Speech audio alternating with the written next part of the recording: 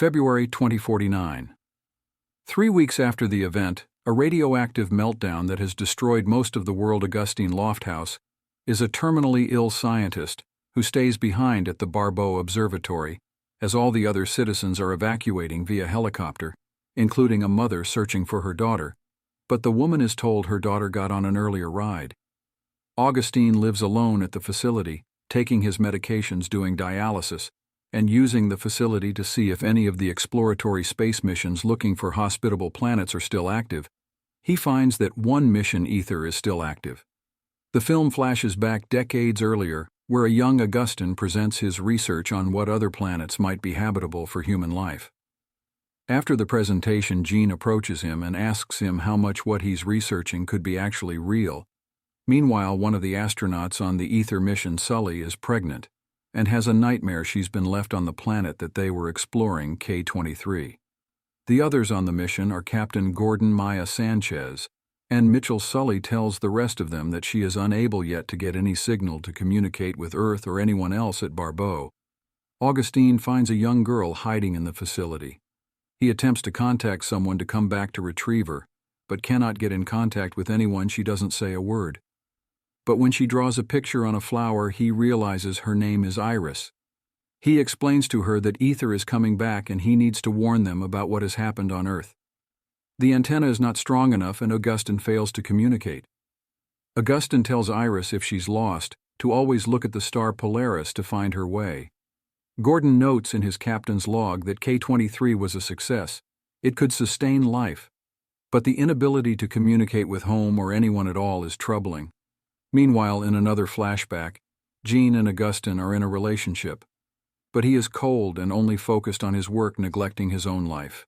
He barely reacts when she tells him she isn't pregnant after a pregnancy scare, and she leaves him in the present day. Augustine tells Iris there is one antenna that is stronger than the one at Barbeau, since it is farther north and the airspace base might be clearer. He warns her it will be a long journey. He packs his dialysis machine and the two of them venture off into the brutal Arctic cold to find the other station on the Ether mission. An alarm goes off alerting the team that they have gone off course, and all hands go on deck.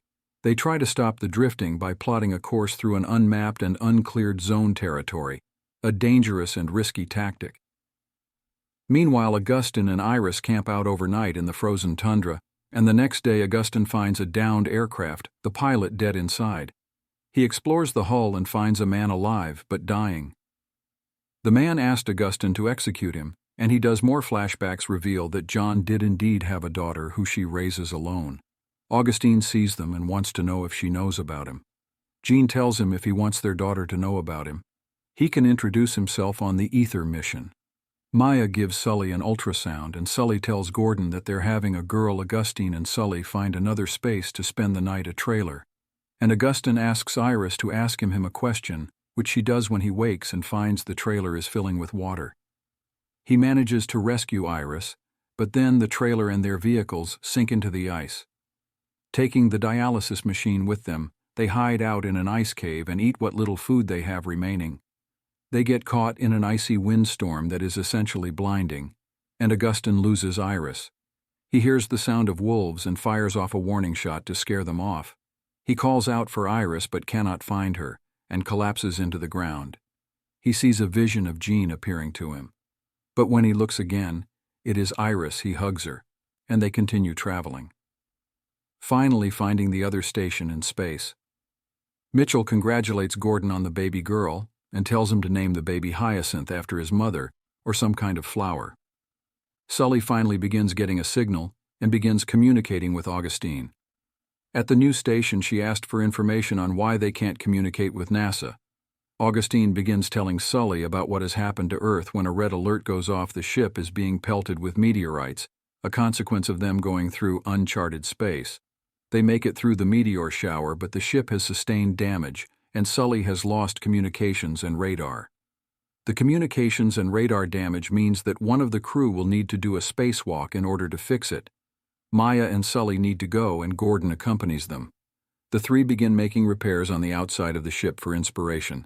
Sanchez plays Sweet Caroline. Through their headsets, they fix the radar and comms just as the ship is hit by more meteorites. They brace for impact and all manage to survive.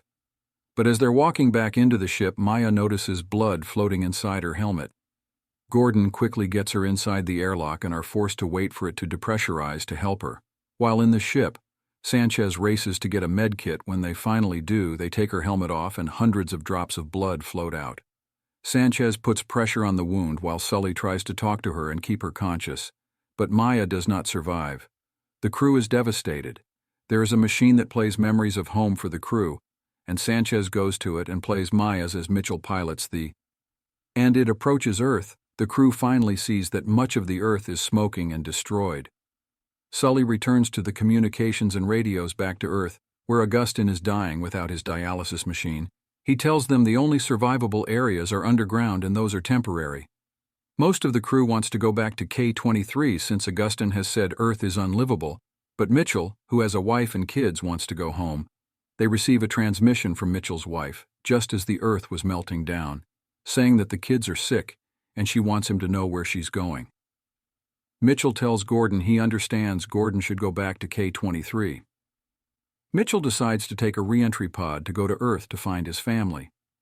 Sanchez tells him the pod needs 2 pilots and will go with him. Mitchell thinks he should stay. Sanchez tells him that his daughter died when he was 4, and he thought of Maya as a daughter to him, and that he wants to take Maya home. Mitchell understands and agrees that they will go together. They say goodbye to Sully and Gordon and leave for Earth. Sully makes a final communication to Augustine to thank him for what he's done and how he's one of the reasons she joined the space program, and that he worked with her mother. Jean Augustine realizes she is his daughter. Sully says her name is Iris Sullivan Sully for short flashbacks. Showed that Iris is actually Jean and Augustine's daughter. He tells her how nice it is to finally meet her. He asks her what K-23 is like, and she describes the planet to him. Augustine imagines being on the planet with young Iris. Sully speaks to Augustine, but gets no response. Perhaps he has finally succumbed to his illness, and she and Gordon realize it's just the 2 of them and begin plotting a course for K-23.